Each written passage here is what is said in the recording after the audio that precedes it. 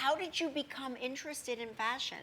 Fashion for me has always just been like my escape. So to be able to be, I guess what, 8 years old, knowing that I wanted to design, but dressing up my G.I. Joes and my Max Steels, it was like one of those things like I'm super excited about this, but I don't know what to call it. Like, what do I do about yeah, this? it didn't, like, when you're a little kid, that doesn't have a language. It does. You don't have a language, but also like around that time in Baltimore, like sports was in. So like a lot of my friends are playing sports or lacrosse, and I'm just over on the side dressing my G.I. Joe. Like I have the body frame to play, but like my mind's just like I'd rather design. Your mind is in the creative space, yeah.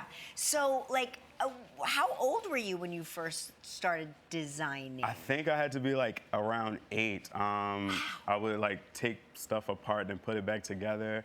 I knew I really loved fashion when my mom brought me this new polo shirt that I didn't check to see if the tag was there. Okay.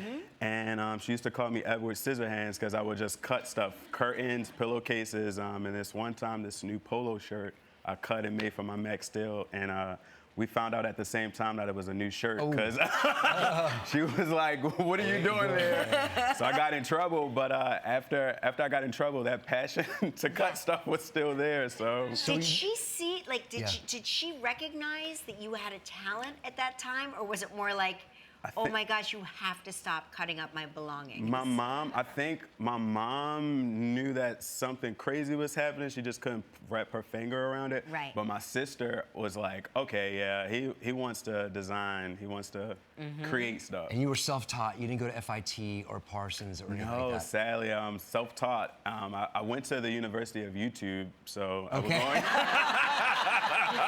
That's a very useful place.